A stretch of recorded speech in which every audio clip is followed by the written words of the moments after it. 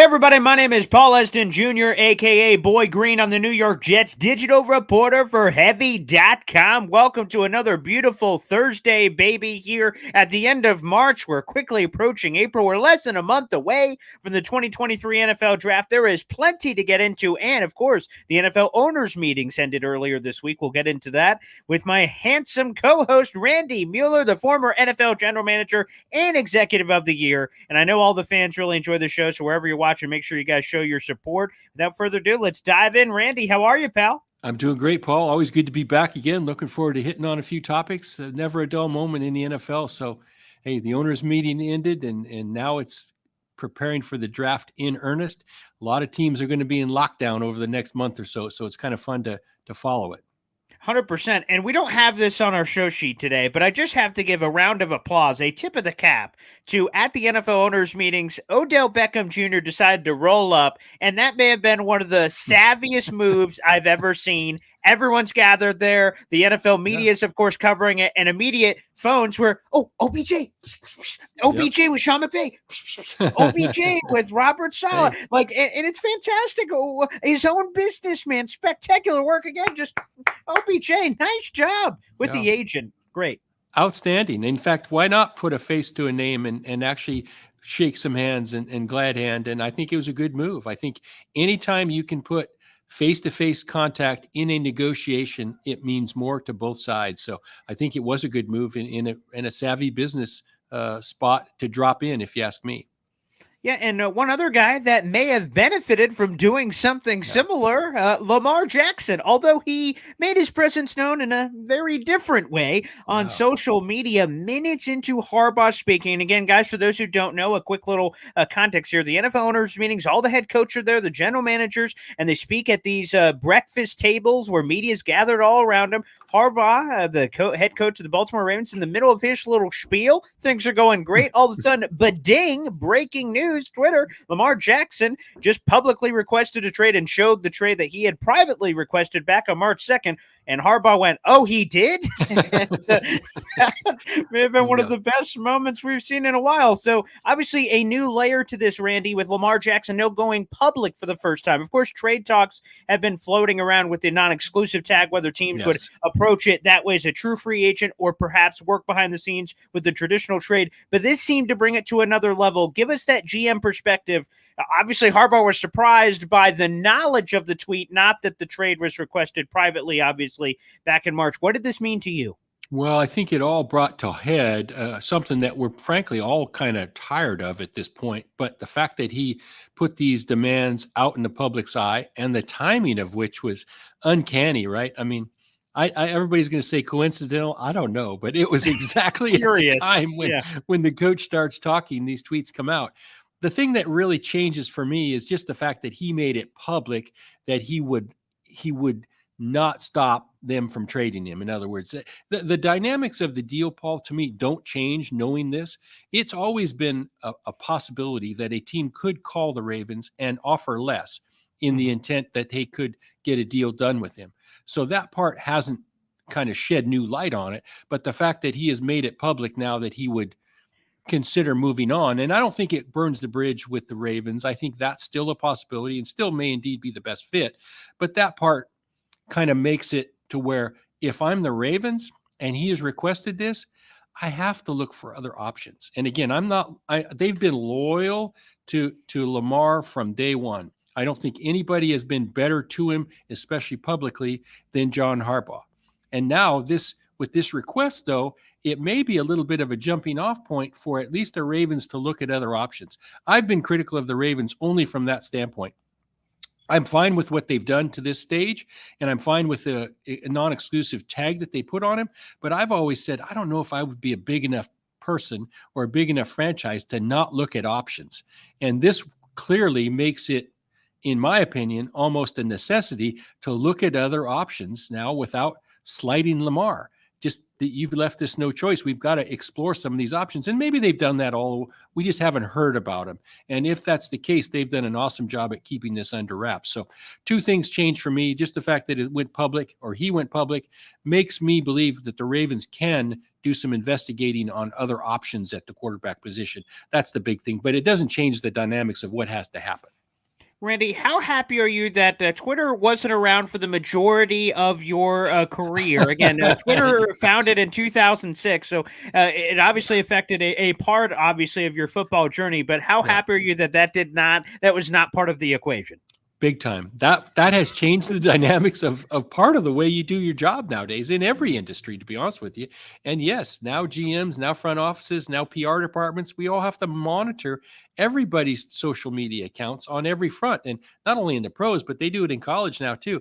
How about this? To take it one step further, I was a college scout. The last 10 years, I was the national scout for the Chargers in the AFC West. And we all would follow prospects and everybody, and guys do it to this day, everybody on Twitter and their social media sites, just to see if you can learn something about their communicative skills, their judgment, their decision-making. And that probably is the biggest thing that the Ravens regret, other than the fact that Lamar took it public. He's put out some things recently. When you consider this with the fact that a representative of his has reached out to several other teams in trying to negotiate a deal and got reprimanded by the league, these kind of decision-making and this kind of impulse actions don't bode well for Lamar in the big picture. That's part that would make me a little nervous, that if I reach out to Lamar, am I going to read this on Twitter? Am I going to see this on Instagram? What part of this conversation is going to go public? And the fact that he has no agent, I got to deal directly with him. I just think there's a time and a cause now more than ever before for Lamar to have an advisor with him that teams could reach out to and not be fearful of the information gaining traction on social media. Well, let me ask you bluntly then, Randy. If Lamar Jackson had an agent, again, he does not. He represents himself. If he had an agent, would he either have a contract and or a new team right now at this point at the end of March? Or would we be in the same place, you think? Well, I don't know if he would have those things in place, but I do know this. He would have a lot more knowledge and a lot more information in his back pocket. I've said this on a couple shows the last few days, Paul. I've negotiated contracts really my whole adult life. I've done hundreds and probably thousands of them. If I were negotiating or had to do one for myself, I would hire an agent. So it's just not, none of us are smarter than all of us. So I would want a partner. I would want someone to gather the facts. I would want somebody to bounce things off of that's in the arena, that's doing it all day, every day, that has the connections around the league in front offices. And we said it on the show last week. It's one thing to negotiate your own contract with your employer that you know for the last 4 years and trust. But when you interject 31 other teams' possibilities of being involved and all their front offices and all their coaching issues, I want some help. I want somebody that knows it better than me. And I'm saying that's my world, and I would still hire someone to help me because I want information brought to me. And for example, look at this as the owners' meetings. He was not there. Wouldn't that have been a great time for your agent to be there when you have every GM, every decision maker in the NFL basically there? If nothing else, just to gather information. Hey, this might be an idea. This might be something we look at down the road.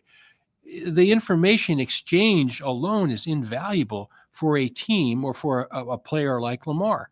And so I don't know what his thinking is. I just know, having grown up in this arena and negotiating contracts as a GM, I would want help. And I'm a negotiator, a professional one. So I feel bad for Lamar in that I guess he's getting some advice from the union, which I'm sure is helpful. But guess what? They have agenda too. And of course, they're going to have you die on the hill of wanting to get a fully guaranteed contract, because that's what the league and the PA wants. They all want that. But it may not be the best thing for Lamar at the end of the day. So I would want some guys in my court looking out for my agenda and helping me. And I don't know that he doesn't have that, but I sure haven't seen evidence of that by these actions. Yeah, and by the way, right before we came on, Jeremy Fowler, a great reporter for ESPN, he shared that, whoa, Lamar Jackson, apparently, according to Jeremy Fowler, doesn't want a fully guaranteed deal. He just wants more money guaranteed than Deshaun Watson. And the last time I checked, that's $230 million. But I thought it was funny how it was labeled, no, I don't want a fully guaranteed deal. I want just more than Deshaun Watson. Oh, just more than $230 million. Oh, obviously, of course, just that. But again, to your point, at the NFL owners meeting, drumming up interest, creating some buzz, creating a market. I mean, there was a lot of opportunities there to be had for Lamar. Then ultimately, what happened, which leads me to this, Randy. I have to ask you, who is banging down this door? A lot of teams seem to be, as we're getting to late March draft, Right. locking down these doors. Who can bang down this door? And quite frankly, who should be banging down this door? Because people are making decisions at the game's most important position. Yeah, without a doubt. It's hard to connect all the dots, and therefore I don't think anybody will bang down the doors. Here's the thing. You have the contract demands. You have the compensation that has to go to the Ravens. And then you have to commit to an offense that accentuates his skill set. Any one of those might be deal breakers for a franchise, Paul. Now we have all three of them. And all three of those boxes have to be checked before you make a commitment like this. It's giant. And I just don't think this time of the year, when they're in the middle of a million different things in front offices, that you're going to get a team to bite off on all three of those boxes and check them all. So I don't know whether he had an agent. If he had one, it would be any different. I do think he'll have more knowledge, but I don't know that would have resolved this in making a deal somewhere. But he may have been further along on that regard to a deal with another team. Or how about going back to the Ravens and trying to get the value that you think, or at least as close to that value as you think, from them, because they've been more loyal to you than any other team, without a doubt. I think the big thing is, and everybody, not everybody, a lot of analysts have tried to make Lamar the victim here. I've seen to me, that doesn't float. The Ravens are working within a directive from the CBA that the players negotiated. So they aren't doing anything out of the ordinary. They're not shoving anything down his throat. They're working with exactly the same blueprint as the other 31 teams could have used anytime they want. So I know Lamar would like to get the value that equates to what Watson's deal was in Cleveland. Correct. Yes. Here's the value. The value is what you can get. And so you can maybe get that, but it's going to take you 2 more years of franchise tags to get there. Does that make any sense?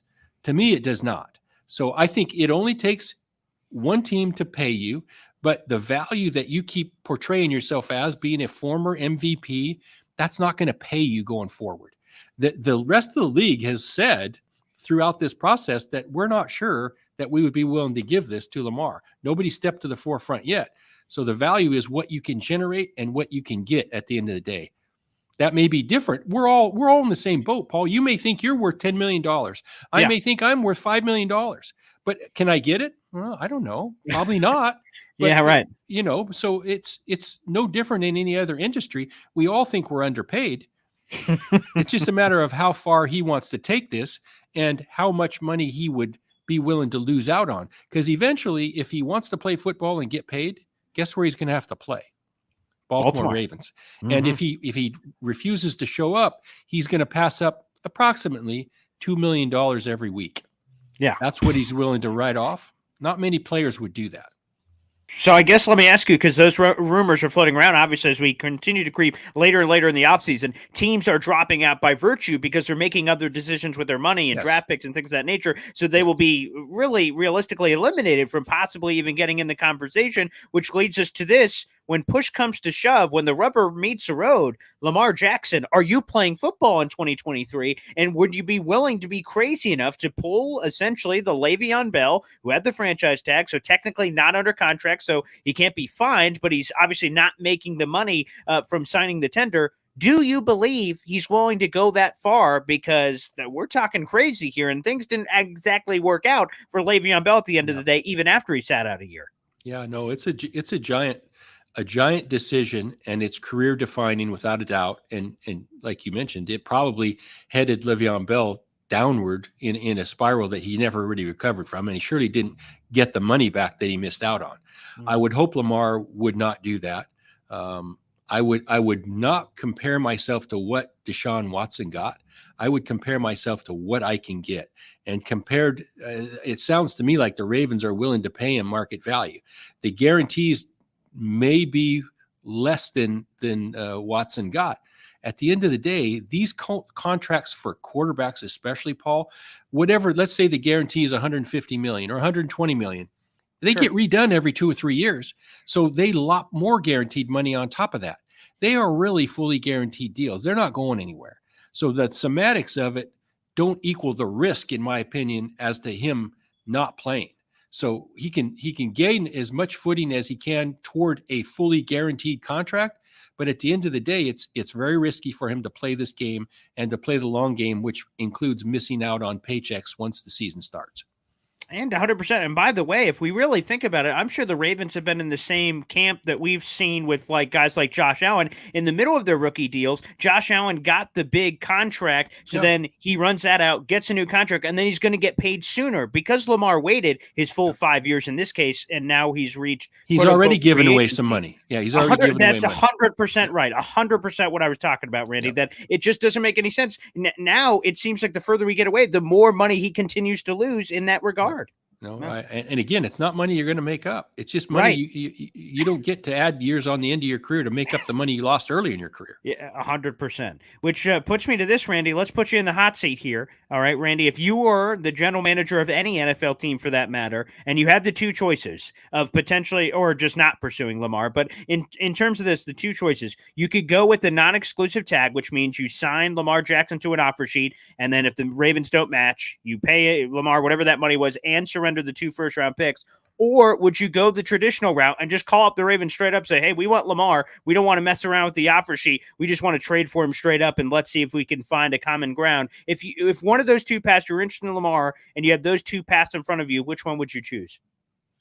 Well, I don't know that I would choose either. I just think that's what teams are doing right now. It's just too much. On any of those fronts, it's still too much. If I had an interest in Lamar and wanted him and was committed to that kind of an offense that accentuates his skill set, I would definitely call the Ravens and try to work out a lesser deal for sure. Right. But I would also have to have an idea in my back pocket of what Lamar was looking for contract-wise. That may be a deal breaker in itself. Like I said, all three of these elements are giant, and they all could break any deal. So I think those, because it's so much, it's compensation, it's guaranteed money, it's change your offense, all this stuff. I just don't see a team doing that. I really don't. It's just too big of a commitment, especially a month out when you're preparing for the draft and you're seeing all your other options that are available to you. Oh, fair enough. Well, let's go to the owners' meetings, which is something we've already discussed. But I think the question on everyone's mind is this, Randy. What the hell takes place at the NFL owners' meetings? All these people are gathered around and at some sort of like a seminar symposium we all signed up for with our little pamphlets we're coming over. But what are we coming over for? What actually takes place at the NFL owners' meetings? They've become now a show much like the Combine. It used to be a day and a half or 2 days. Now the Combine's a week. Now the owners' meetings are 3 or 4 days. And it's become more of a meet and greet with everybody in your organization. More people I read about and hear about are going to these meetings than ever before. It used to be the head coach, the GM, the owners, and maybe his right-hand person. Now there's 8 or 10 or 15 or 20 people coming from different franchises. So it's become a big state of the union. You're really what it is. There is a lot of meetings and breakout sessions that happen, but it's more in review than anything else. You're reviewing the past, kind of setting your course for the future. There are some football operations type meetings now that have extended into CBA discussions and some salary cap discussions, but they also have those seminars 2 months ago, so that you've these become just a reviews for the owners, for the ownership groups, because they weren't involved in the initial breakout sessions. So I don't know that a ton gets decided. Obviously, the big thing that the media covers is any rule changes and any directives coming from that. I know this is big on your list, and this probably was something you lost sleep over, but the fact that now the players can wear jersey number 0, probably that got passed, so you're probably sleeping easy now, right? Yeah, 100%. And it's so funny because it's obvious to us as we're both in the football world, but like the fact that the NFL says, okay, you guys can wear 0 now. And every show, I do a radio show, we talked about it. My intern came in, talked about it, and they talked about every team coming out, like the Jaguars came out and said, Calvin Ridley is the first player in NFL history. Awesome. We're 0. And we're all talking about what? We're all talking about a player wearing now a new jersey number named 0, and it's like top billing on all these TV shows and websites. The NFL is king, man. Oh, my. They just made up a number. I mean, for Pete's sake, unbelievable. Hey, what if I wanted to wear infinity? Because we get a rule passed that said infinity on it, the little signal, or the pi signal. Maybe we need to have the pi signal on somebody's jersey. That'll be next. But it tells you the clout the NFL carries. They can really say we're going to vote on anything. And it'll be reported, and it'll be the lead on SportsCenter and the lead everywhere else. So I don't know that there were any other rules that passed were of consequence. This is something I talked about on another show earlier this week with regard to rule changes. And I happen to be involved in the XFL, and we do have some different rules in the XFL, especially on special teams and some of those things. I do think the NFL is monitoring some of this stuff. They want a full body of work. They want to do everything they can to downplay player safety and to help that. And there's rules that we have in place in the XFL for special teams that reduce the amount of contact collisions we can have at high speed. I do think the NFL will get to that point. I'm kind of surprised they haven't already, but not many rules got passed this, at least that I'm aware of, that got passed this time around. I know there was a lot of talk on the Thursday night, the flex scheduling and all that. I don't know if that interests you or not, but those are some of the topics that have come from this year's owners' meetings. 100%. I want to throw one at you that I know will fascinate you. It certainly fascinated me as a guy that had to be the bearer of this Grim Reaper action, and that is the rule change of the preseason roster cuts. And now it is one massive, unbelievable date that all the players, we must go from 90 to 53. In the past, we've had different waves of this in different iterations where, 90 to 75, from 75 to this number, and they have kind of these generic waves. That was wiped away this year. Now it will just be one mass exodus. As a guy that used to make those decisions, is this good? Is this bad? It seemed almost unanimously passed. It seemed like the NFL people were all for it because it seems like they could kind of carry these players through more of the offseason than they were through the cutting of waves. I think the reason it passed and the reason that I would be in favor of it is it gives a team flexibility. Doesn't mean you have to carry all these guys forever. You can start to reduce your roster as soon or as late as you want. In case you have a lot of injuries at specific spots, you can keep extra bodies up until the end. And like you said, you can keep them all if you want till the very end. But I would like the flexibility of being able to get through the preseason on our terms with regard to roster size and not have things mandated. This goes against really everything that comes out of league office nowadays, is because they want to have oversight. They want to manage every part of your business that you allow it. And I think this is a way that the teams can actually manage their own roster reductions. No, not everybody's going to wait till the end to cut 40 guys. That's crazy. So they'll find a way to reduce numbers when they find it most appropriate throughout camp. And I think this does that. Yeah, 100%. Well, let's get to one of those ones, which is interesting. This is a rule that didn't pass, but it's kind of made a lot of hay on social media, and it was the rule that I'm sure you're familiar with, a lot of people are, is giving teams a chance to convert 4th and 20 from their own 20-yard line as an equivalent to an onside kick, which obviously has been building some steam because we've been seeing it in alternate football leagues as another opportunity to kind of get things back in the mix. It did not pass, but like I said, there was a lot of heat about it on social media. What did you make of it, Randy? Well, I think it's just a matter of when, not if. I think eventually they'll get to it. We have it in the XFL now where it's I think it's 4th and 15. I'm sorry. It's even less than that, but they've already ran the numbers on that. They've ran the numbers as opposed to comparing it to an onside kick.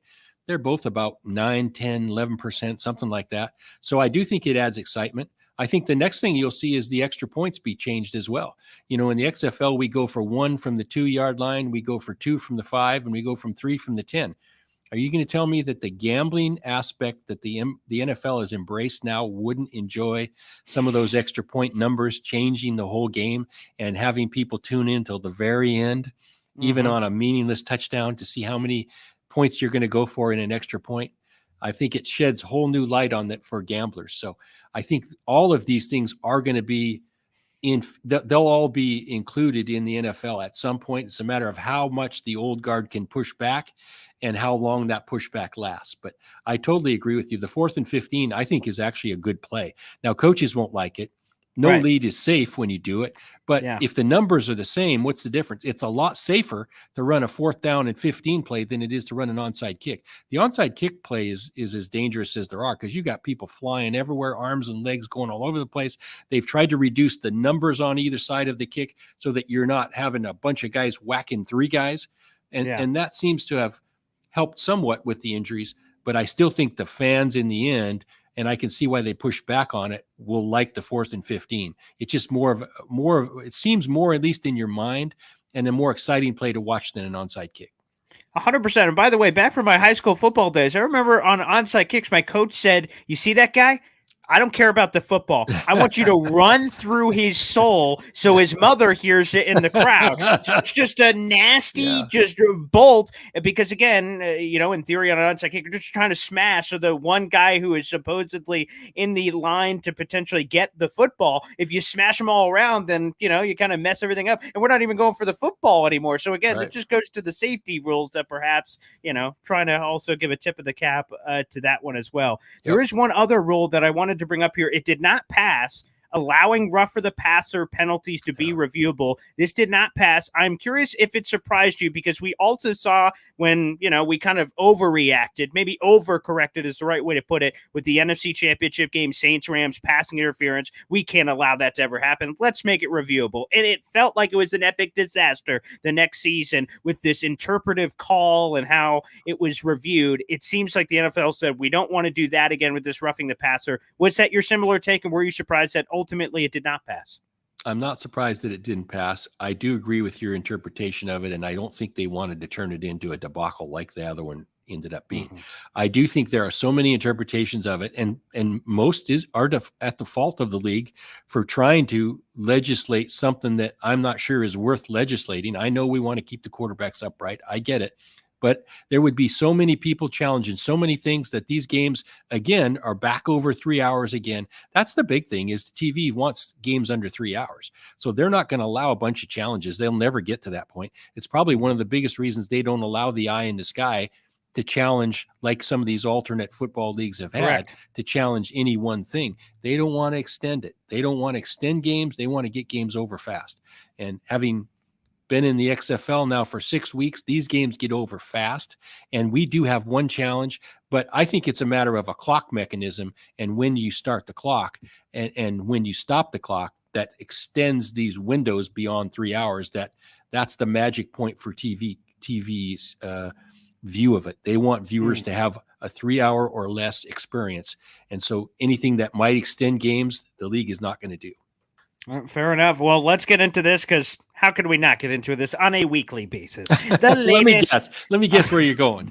The latest on Aaron Rodgers. Although this one is kind of fascinating to me, because it's almost like, I have a magician in the audience, or we're watching a magic show, and you can tell me how I'm supposed to be interpreting this. Because the unique thing about the NFL owners meetings is that we were hearing from all these different sides. Brian Gutekunst, the Packers general manager, spoke. Packers head coach Matt LaFleur spoke. And then you were able to immediately compare those notes over to the Jets side, because Robert Saleh spoke, the Jets head coach. Yeah. Jets GM Joe Douglas. So it was just this fantastic back and forth. And then they gave information, bites of information. So I'm just curious to get your almost play-by-play on it, Randy, because Gutekunst came out. What people have speculated on why this trade has been dragging for so long with Aaron Rodgers 2+ weeks ago, saying that he intends to play for the Jets, is the involvement of the number 13th overall pick, which is for the Jets. But Brian Gutekunst came out and said, "No, we don't need a first-round pick involved." And everyone went, interesting. Joe Douglas, thoughts? And it was just this interesting back and forth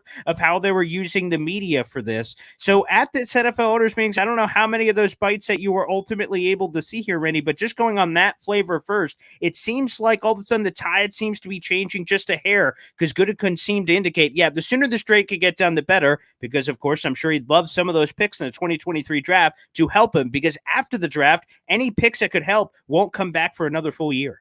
I think maybe they just have been listening to the heavy front office show, Paul. Maybe that's that's the it. key. We've kind of tried to guide and steer them the last couple of weeks on all these things. So they're We coming have. around to our time of our line of thinking anyway. About time. None of what I heard, and I heard a lot of what you said, surprises me. I thought there would be a happy medium. I never thought the 13th pick would be involved. I just think that there's too much at stake there. There may not even be a first round pick involved in this thing. There may be a couple twos. I read last night where the closest anybody can surmise is a 2 this year, a 2 next year that might become a 1. Mm-hmm. It may even be less than that next year. The problem is if you tie up a bunch of conditional picks in any year, which would be now 2024, all of those picks are frozen for doing anything else with them. Yes. So let's say that the Jets did give him a second round pick this year, and maybe a third next year that goes to a second, that goes to a first. All three of those picks next year would be frozen. And so the Jets couldn't use any of those picks to acquire any other players or have them be part of any other deal. That's always been a negative for me as a GM. I didn't want to tie them up, even though I'm not going to use them per se. I might. Right. And now that takes away any chance of using any of those picks for anything else. And maybe it's me being old school, but I want to keep my flexibility. I want to keep some of those picks alive just in case something does come up. So I think it's going to end up being something like 2 2s, a 2 this year, a 2 next year. Maybe it goes up to a 1 based on some, Pro Bowl or another MVP or the Jets going to a conference championship or some high end type production that leads them to a first round pick the following year. But I think for the most part, you're going to end up seeing this. Maybe it's a couple 2s and a 4th and a 5th or something like that they throw in just to get the deal done. But I've said all along, the Packers won't get what they thought they were going to get, and the Jets aren't going to have to pay a lot. There's no more variables involved. If there was another team, now if the Packers could get some other team introduced, then they could hold the Jets hostage. But it's supply and demand. These are the only teams in the market. So it's got to be a fair deal or they're not going to do it. And they'll wait till August before they do it if that's the case. And then there'll be no picks exchanging this year, and that kills the Packers. So there is motivation on both sides to make a deal before the end of April when the college draft unfolds. See, Randy, this is why we do this show. The frozen pick thing, I hadn't even considered. That completely restricts the flexibility of potentially the Jets and or Packers. We'll get into the Packers side of it in a second. That right, you can't trade a second because there's a chance you would have to then give up that second if it was a conditional third or fourth. Wow, that's fascinating. I hadn't thought of that at all, which is interesting. But on that leverage play, Randy, I have a question. The Packers GM came out and said, hey, like the fan or not fans, the analyst and media members to Brian Gutekunst said, hey, are any other teams involved? And he said, as soon as Aaron Rodgers intimated to us he wants to play for a Jets, we cut off all trade negotiations with other teams. It's only us and the Jets to try to acquiesce a trade. On the other side, Joe Douglas, because of the crazy Lamar Jackson thing, the media said, hey, so do you want to go after Lamar, even if it's not real? If you go after him, maybe that can increase heat. The Jets and Joe Douglas said it would be disingenuous to do that because basically we're all in on Aaron Rodgers. What do you make of both GMs kind of, at least from a public sentiment, saying, no, we're both all in. We're both committed to getting this deal done, even though they could have played a little bit. Saying Packers could have said, well, maybe another team gets involved. Joe Douglas said, maybe we're going after Lamar Jackson now. The fact that they're not playing at all in that was kind of fascinating to me. They weren't willing to go there. I think they're not willing to go there because they don't want to create a circus. That's what I think. If they had given any inclination that even any of that was possible, guess what? The next media circus is coming to town. And it's a total different vibe in the negotiations. So I just think they're all smart enough to know that let's keep this as simple and be as loyal as we can and not interject the third party, at least publicly, because we don't know where the media is going to take this. And nobody wants the big top to be following every time you speak. And I think they both did a really good job of kind of saying the same narrative that keeps the distraction at least to just our two teams for now and not including somebody else, which might bring in a whole, like I said, different variable. 100%. That makes a lot of sense. Let's go to this other nugget. I hadn't heard of this, but it makes sense because we talked about we don't know how long Aaron Rodgers is going to play. He's 39 years of age. He will turn 40 during the upcoming 2023 season, Randy. And the Jets, in theory, have had these conditional picks. If he plays this, instead of giving you a third, we'll give you a second, or vice versa. A new twist was thrown into this for Charles Robinson of Yahoo Sports saying what the Jets really want is a pick in 2025. If Aaron Rodgers only plays 1 year, then the Jets would get, in theory, a conditional pick in 2025, like a third rounder. If he plays 2 years, you guys can keep that pick. We don't need it, but we want some level of quote unquote protection to, again, protect ourselves just in case Aaron Rodgers doesn't play. Is that a fair thing to ask for? And this is the first time that I've heard this at all in these potential Jets-Packers trade negotiations for Aaron Rodgers. I think it's smart. I'll say that. Fair. You be the judge at the end of it when the deal comes in. But again, if the Packers do that, they're tying up a pick for 2 years that they can't use to do anything else. So these conditional picks sound great, but they are handcuffing a franchise, in this case, the proposal you just made, for 2 years.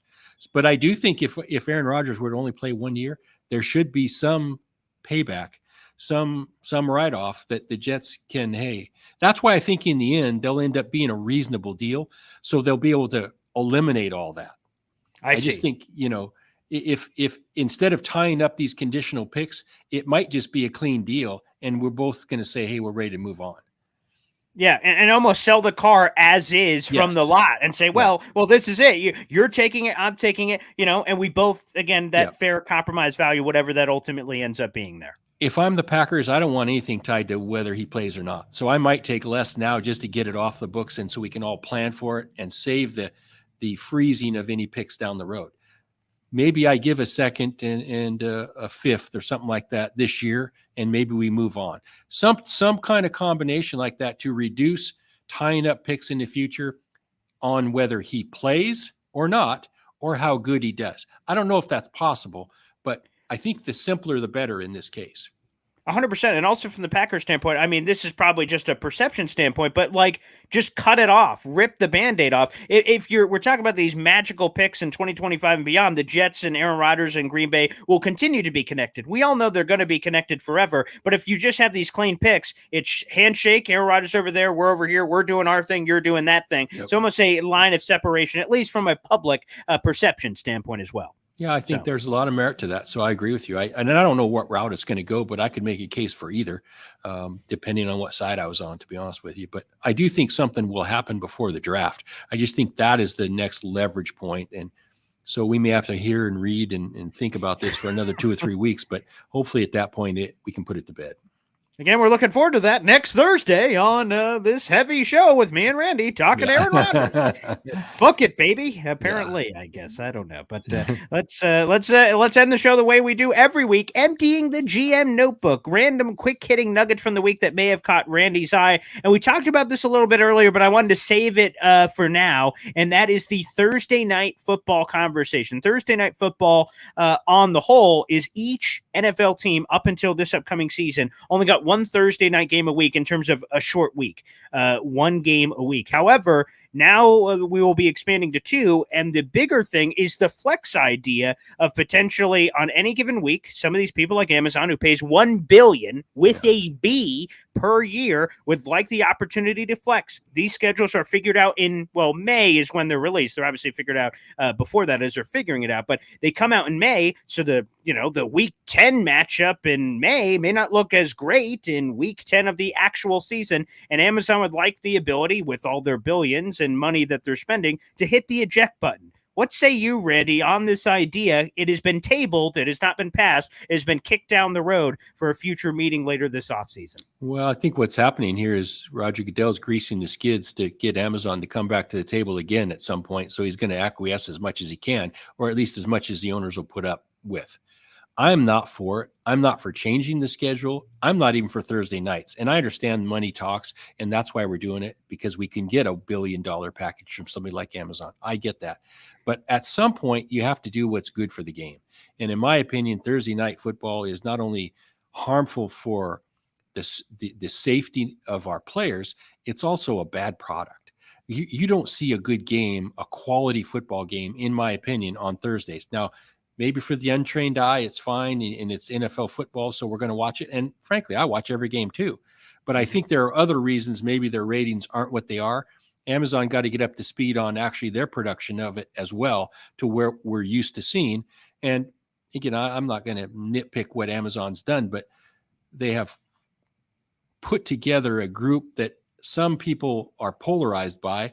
Some NFL guys don't like the fact that Kirk Herbstreit is part of that. He's a college, I think that all drives the product. And there's some adjustments that I think Amazon has to make the NFL happy, or at least the NFL fan happy as well. So I think they're always going to be working together. Anytime you have a partnership that's worth $1 billion, you're going to do what you can to make them happy for sure. I hope we don't go to this flex on Thursdays. If I was a team, and again, the teams don't have any vote. I get it. Owners obviously have a vote. But if I'm a team that is scheduled to play a Thursday night game and end up with a couple of them, it's going to tick me off, because that really puts your roster in a bind depending on where you are injury-wise. And their comeback is always, well, you're going to get a mini bye afterwards. You got 10 days. That doesn't equate to the fact that you've finished on a Sunday and you got to play 72 hours later. it just really makes it hard from a planning standpoint, from a quality of what you can put out there standpoint, and from a safety and wellness standpoint of players. So I don't like it. I'm glad it got voted down. It didn't get voted down. It got tabled because nothing will ever get voted down because they know it would get voted down. So it never got to a vote. So I'd probably be a bad politician, Paul. I'm too transparent, and I just don't like it for whatever the reasons are that we talked about. And maybe they'll try it again at a different owners meeting, maybe in May or June, whenever they have that summertime meeting as well. Right. Well, I'll provide the missing perspective here, and I love it. You give us the NFL team perspective. I'll give you the fan perspective. The schedule comes out in May, and here's something I'll be dealing with. Me and my father, as our Father's Day kind of celebration each year, we pick out some sports event to do together, and of course, the Jets and Dallas Cowboys play. My dad's a diehard Cowboys fan, so we're planning a trip to Dallas, and I imagine that's going to be a primetime affair. And Peter King called it one of the top 5 draws of the entire season, so that it's going to be a great weekend or whatever it's going to be for us. If the NFL gains the ability to flex this, we're buying our tickets in May, April, or May, June, when this is figured out. We find out week 10, sorry, folks, it's not Monday Night Football or Sunday Night Football. It's going to Thursday Night Football. That's a 4-day or 3-day change that all of a sudden any fan that may have bought tickets or bought planes or hotels to a different location, that all of a sudden they're thrown off the wayward. Now, I don't know if that's at the top of the NFL's priority list. Clearly not. But that's just one thing from a fan perspective that, again, watching TV, we watch all the games, Randy. If I have to watch on Thursday or Sunday, that's not going to affect me. But the people that actually go to the games, I think that's a big, big swing. Well, as John Mara, the owner of the Giants, came out and said, hey, when are we going to put the fans at the forefront? And that's another reason where the good of the game, it has to be at everybody's forefront, at least occasionally. And this can't just be a money grab for every decision we make to line people's pockets. That's a great example of it, where I think the fans get punished for putting out, like you said, planning a trip like that, making the effort to do it, and then come to find out that game doesn't happen on the day you've planned to be there. So I'm with John Mara on that one, and he pushed back on it, and apparently a lot of owners did as well. All right, let's go to another one. This one to me was incredibly fascinating. The Kansas City Chiefs signing Jawan Taylor. And in conjunction with this move, of course, they don't franchise tag Orlando Brown, which surprised a lot of people around the league who ends up in Cincinnati. And here's the thing, Randy, and I'm fascinated by this because Jawan Taylor signs an $80 million contract to play left tackle. He has been playing right tackle. Bring us in, because this jumped out to you in your GM notebook and certainly jumped out to me. It's the move that intrigues me most, to be honest with you, of all the free agent moves that have happened so far. KC signing of Taylor, because they put their money where their mouth was. They had a conviction on an evaluation, and they went with it. They didn't care what anybody else said. They didn't care about the pushback they would get for making the move that you just described. Taylor has never played left tackle, to my knowledge, and not at the level that they're paying him to play it. They like him a lot. Obviously, Jacksonville didn't think he was that, or they would have had him be a backup for most of his career. So I think the conviction that they have toward their evaluation, to me, is either awesome or they're silly, one of the two. And that's why I want to watch it, to see how it pans out. I think it's great that people can evaluate and make a statement like that, to all of a sudden say he's going from the bench to worth $20 million for us.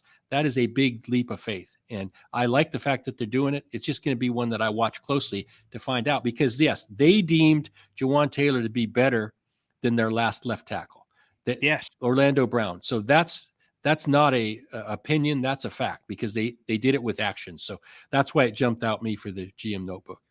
Yeah, again, stunning. We will see. It almost, I'm not quite sure if Andy Reid and company have reached this level yet, but in AFC East land, anything Bill Belichick does, for instance, like Joe Judge and Matt Patricia being co-offensive coordinators, I went, what's the dumbest thing I've ever heard? And I'm like, well, it's Bill Belichick, benefit of the doubt. Right. Again, Andy Reid and company have just won their second Super Bowl in a group of time. So it's like, well, it's Andy Reid. So again, I'm not quite sure that same level, but I guess that's kind of the thought process with the move of this magnitude.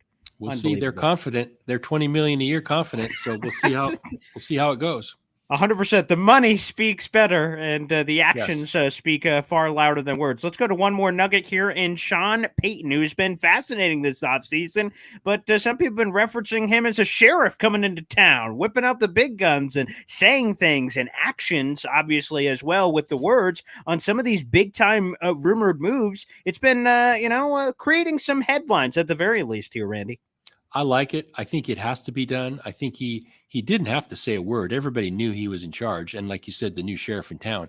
But I have no problem with the fact that he's put everybody on notice or on blast, whichever angle you want to look at it. They've shopped their receivers, Cortland Sutton, Jerry Jeudy, to the point where I think they would have traded him had they got a decent offer. But the fact that he put him out there tells me that he wanted the message in that locker room to be, none of us are sacred. There are no sacred cows here.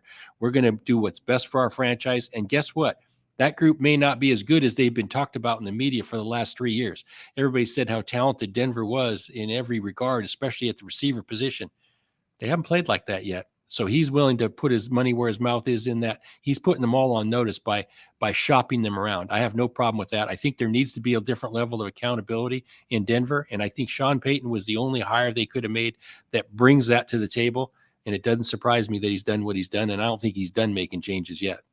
And again, another thing on that, hiring Davis Webb at 28 years of age, coming off his career as a QB coach for the older Russell Wilson. Russell Wilson is older than his new quarterback coach, Davis Webb. But again, that same thing, Sean Payton, who has a Super Bowl ring on his finger, was also the guy that had the onside kick we talked about earlier in the Super Bowl that surprised everybody. Like maybe, well, it's Sean Payton. I'm sure he knows what he's doing. So maybe that's the key factor as well. And nonetheless, it's great to have Sean Payton back in the league on this side of things with coaching. It's going to be a fascinating watch, nonetheless, absolutely speaking. Randy, another phenomenal show. We dove into a lot of variety of topics, which are always fun and interesting. And in the Beyond world, we were talking about it in the pre-show, MLB opening day today as we're recording this. So sports are opening up. NBA playoffs is right around the corner. NHL playoffs, everything else. It's going to be a lot of fun, but looking forward to continuing to talk all things football with my man Randy Mueller on a week-to-week basis, pal.